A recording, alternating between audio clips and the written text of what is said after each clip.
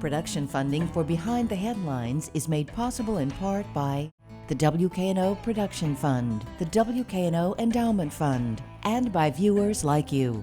Thank you. Crime, jails, and punishment with Shelby County Sheriff Floyd Bonner tonight on Behind the Headlines.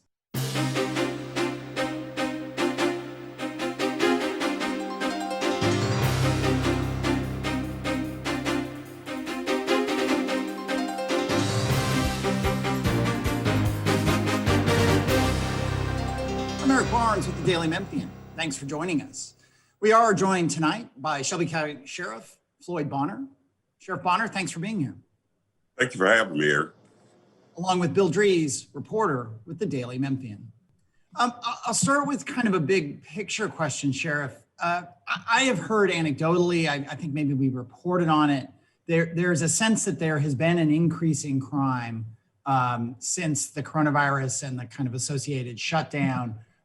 Have you all seen that, an increase in arrests, an increase in trouble in the areas that you either, you obviously give security to the jail, so you would see them there, but also you provide what most people would think of as just, street policing in various parts of the county. Have you seen an increase?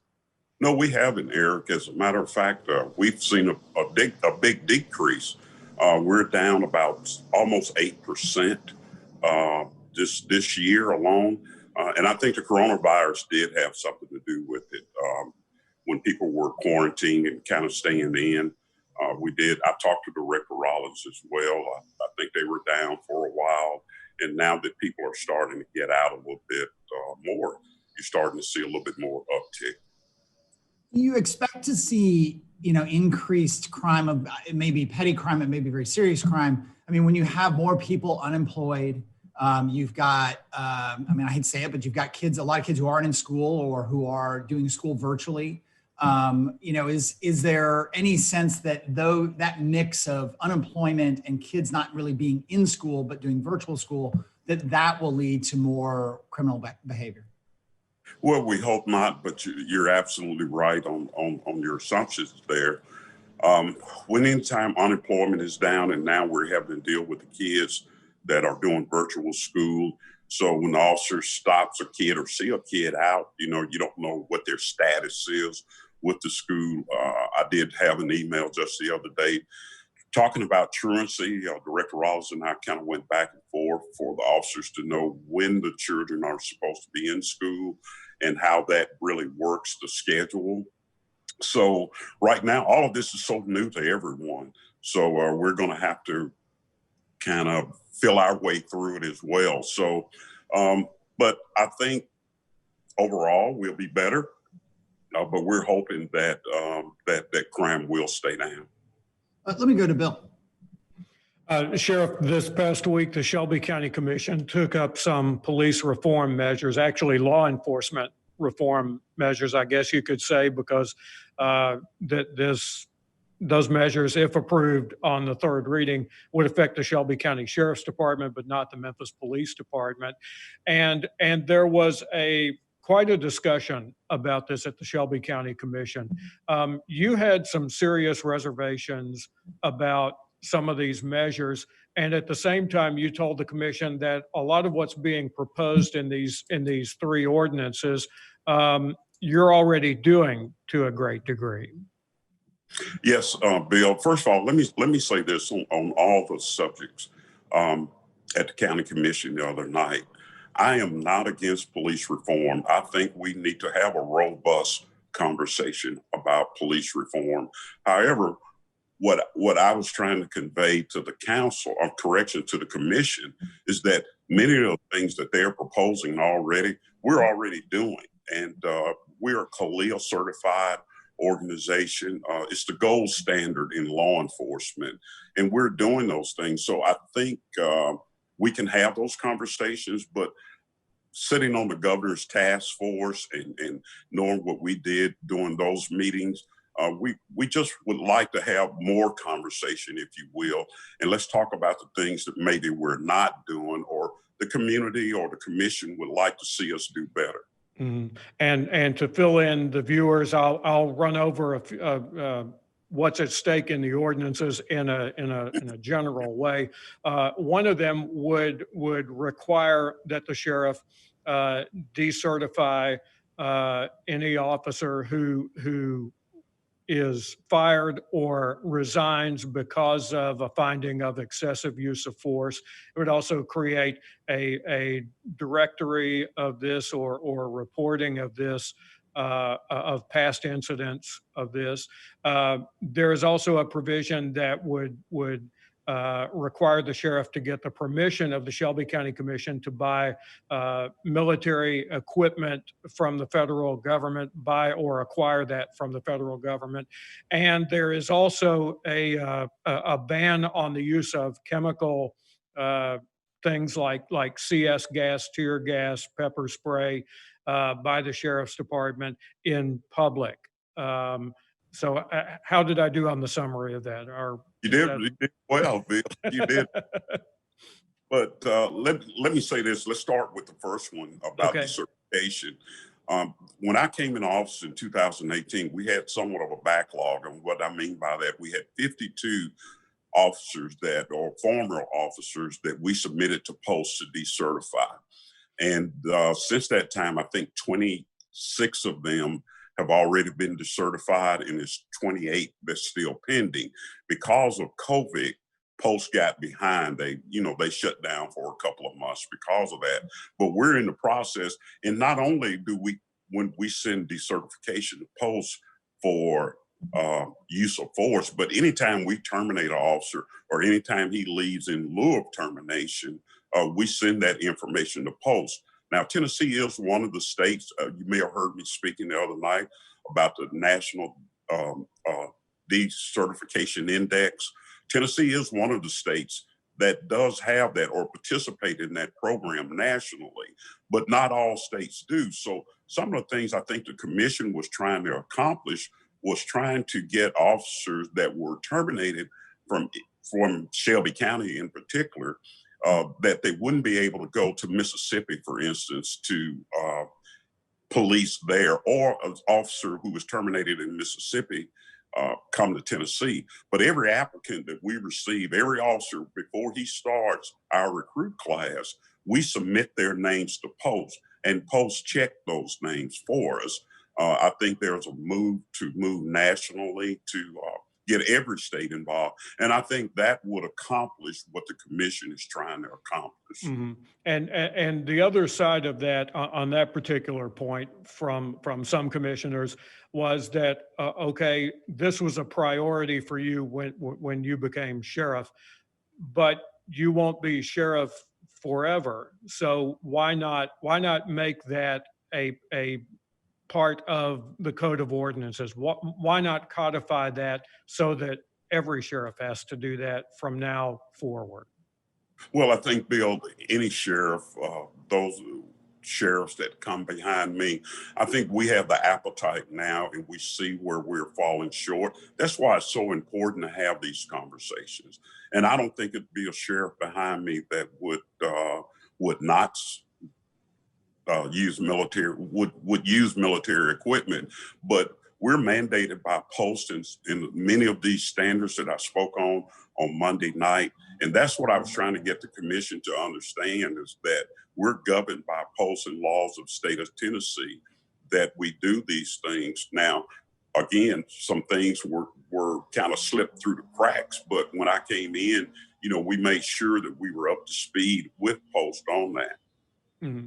And before I send this back to Eric, on the subject of military equipment, there are in some jurisdictions contracts with the Department of Defense, with the federal government, for departments to acquire military hardware, things from Kevlar vests and helmets to some armored vehicles.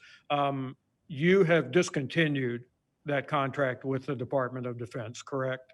That is correct, Bill. We did not renew this year.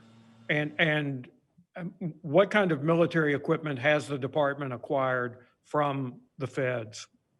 Well, over the years, we've received boats, boat motors. We did have a track vehicle years ago but we gotten rid of that vehicle. It's no longer in our agency. We have a different type of vehicle. And what it was a personnel carrier.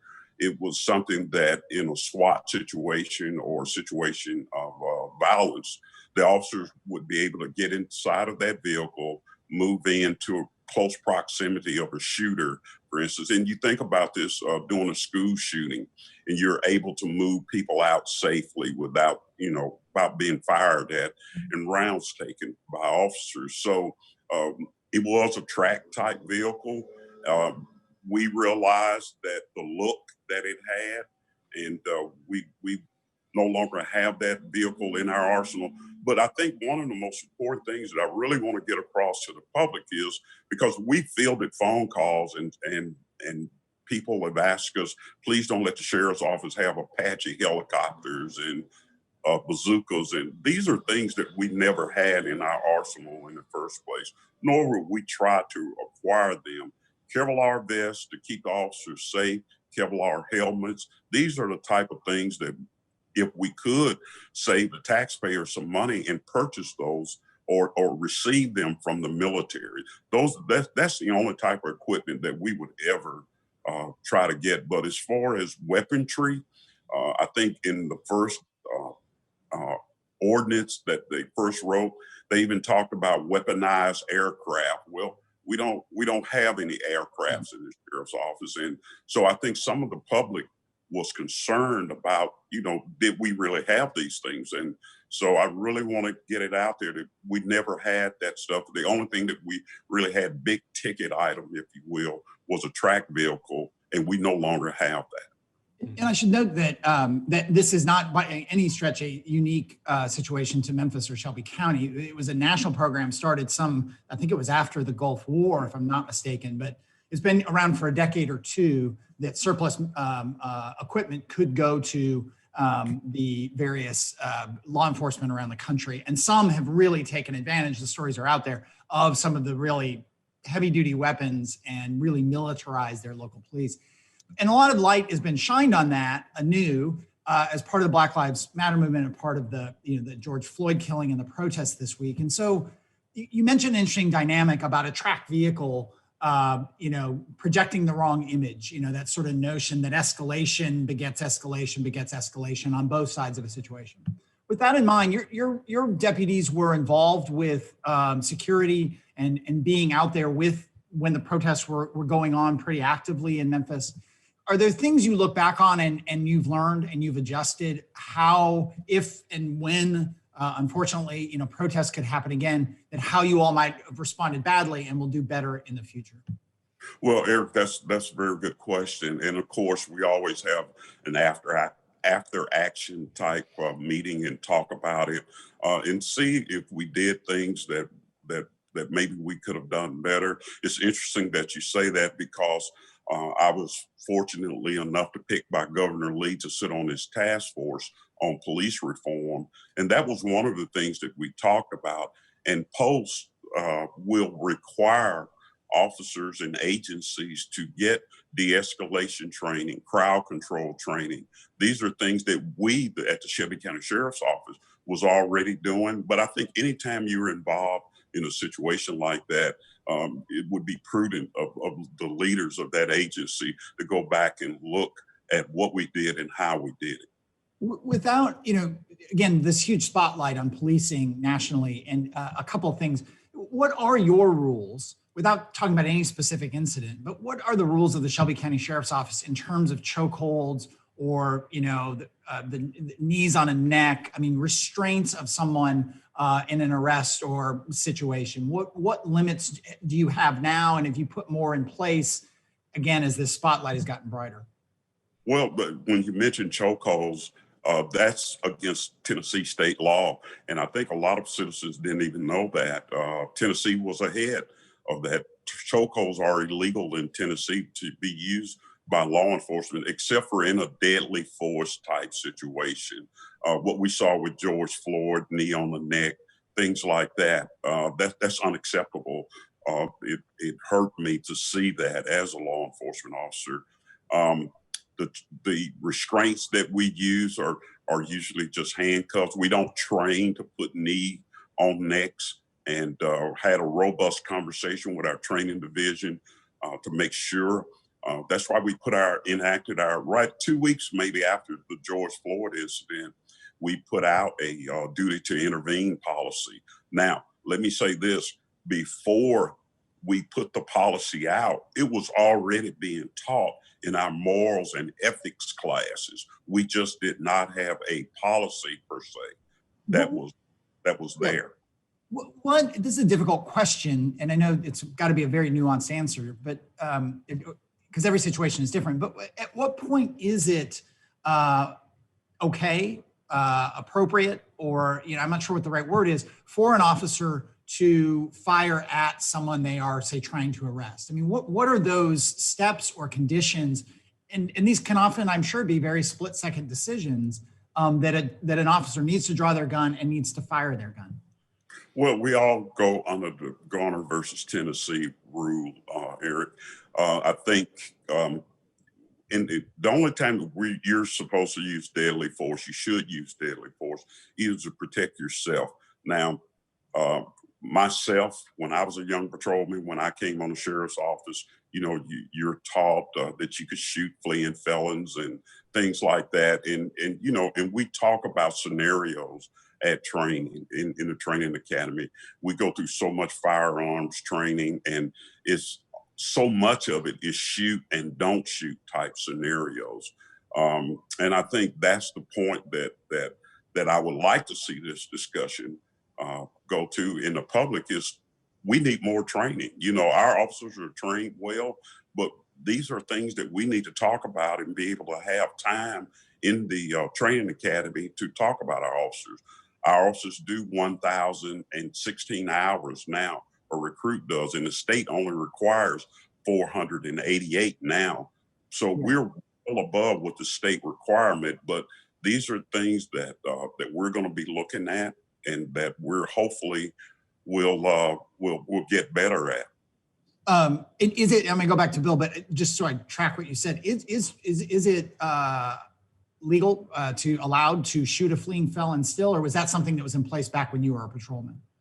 No, it's still legal. I mean, that's what's on the books in Tennessee. And matter of fact, Tennessee versus Garner is the gold standard case that's used all across the nation. But it's when you're talking about shooting and you're talking about taking a person's life, Eric, it's to me, and I think our officers understand it, is that that is a last resort. That is the last thing on the force continuum, and that you do. And it has to be, it must be to save your life or to save someone else's life. All right, let me go to Bill. All right. The third measure that the Shelby County Commission is considering deals with chemical weapons. And in that case, during the series of 12 consecutive days of protest, there actually was CS gas that was used on some of the protesters at the bridge ramp onto the Hernando de Soto bridge there. What can you tell me about that? And was there anything there that you saw that caused you to maybe re-examine that policy? No, Bill, I looked at some film from that bridge incident. Naturally, we were there assisting the Tennessee Highway Patrol to keep that bridge from being shut down because it's one of the main arteries into Memphis. The importance of that was if someone from a neighboring state was coming to the hospital, for instance, to the med for a medical emergency, Le Bon or St. Jude, any of those, that bridge is vital. The film that I saw, the officers were on the bridge. They tried to stop the protesters from coming up on the bridge. If you're familiar with that area, there's a train track that's close to the bridge there. We started taking on rocks and bottles and bricks, and the officers verbally asked the crowd to move back and not try to come up to shut the bridge down. And when the crowd refused, there were warnings and warnings that we were going to deploy gas, and eventually the officers did deploy pepper balls. We shot 2 canisters, and the crowd, once the canisters were fired, the crowd moved back. Your discussions with the Shelby County Commission, you indicated that you think that should be a measure that law enforcement is able to use. What is your thinking on that? Well, I think that's a tool that we should have in our arsenals, and Bill, you can look at the situation, and even before we deployed the gas, we deployed smoke first to let the crowd know, because anytime when you have emotions going and the crowd is huge, and you're looking at trying to get the crowd to do what you want, we tried to move them with smoke, and then gas was later on. But this is a tool I think that the commission should really look at. Our jailers use pepper spray in the jail, and when detainees are fighting, and that happens in the jail. We have a lot of women that work in the jail, and to take this tool away from them, as well as the officers out at the correctional center, I just think at that point, if you take the spray away, then it's hands-on, and you're going to see officers get hurt more. You're going to see OJIs go up. You're going to see inmates hurt more. So I think the spray is effective, and it's an effective tool that we use. All right. And before we go back to Eric, you talked about the work that the state task force has done. In talking about some of the findings when the governor rolled this out a couple of weeks ago, he talked about the state standard on this being to preserve the right to protest, the right to that as a means of expression. But that was the same phrase that he used when he signed into law the bill that forbids demonstrations on the legislative plaza, that actually makes that a felony. Is there more discussion to come on the state standards around that kind of conflict or that kind of ambiguity to come? Well, I hope so, Bill. I hope that our work with the task force that we did on the task force has only just begun. I think we've had, there was a very diverse panel, that group that I sat on, from state legislators to just common citizens. And I think that I'm hoping that we will continue to have conversations about that, because certainly those conversations are warranted. You mentioned the jail and pepper spray in the jail. That's obviously one of the biggest things, arguably the biggest thing that the Shelby County deputies are doing, which is security in the jails, the correction center, the juvenile justice center. How do you keep detainees, prisoners safe in COVID? I mean, it is you've got close quarters. There is generally a fair amount of pushing the limits of the capacity of the jail in normal times. And right now with COVID, that's a real big problem. So what are you doing to address that? Yeah, well, right now today, our inmate count was 1,989. Of those inmates, we've had 238 inmates to test positive for COVID. 231 of them have recovered, and only 8 now are still in quarantine. We have not lost an inmate due to death from COVID. We're taking precautions and trying to, well, we're separating them. We're isolating them, if you will. As you know, we're involved in a lawsuit, and I don't want to get too much involved into that, but we're doing some of the things that we've had legal experts to come in and look at to see what we can do better. And we welcome those types of challenges.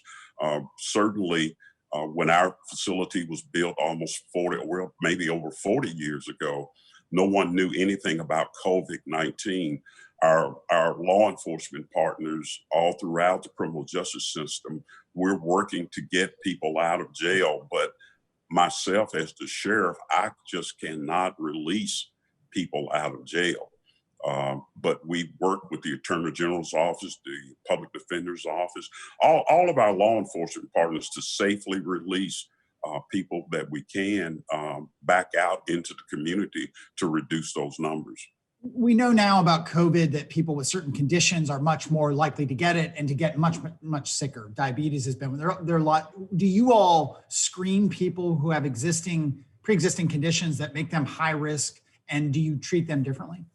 Well, you're kind of getting into some of the lawsuit arguments and everything, but let me say this. We have a medical provider in the jail, WellPath, that we use. We screen everyone that comes into the jail, whether it's a new arrest, our employees, or whomever. We've worked extremely hard with the health department, Dr. Householder and Dr. Randolph, and so many others at the health department to try to make our facility as safe as possible. So it's an ongoing process. All temperatures are checked. All of the detainees have masks. Our officers are wearing masks. We're cleaning. We're trying to make sure that everyone has soap to clean their hands, and so we're doing all that we can do to mitigate this virus in that environment. We are out of time. We've been writing about the lawsuit, and I appreciate you touching on some of the edges of these things. And when you're in a lawsuit, it's obviously on the Daily Memphian site. Yolanda and Bill as well have written about that. But we are out of time right now. We appreciate it, Sheriff Bonner. Thank you for being here. And remember, please join us next week. If you missed any of this show, you can get the full show at WKNO.org. You can get the podcast of the show on the Daily Memphian site or wherever you get your podcasts. We'll see you next week.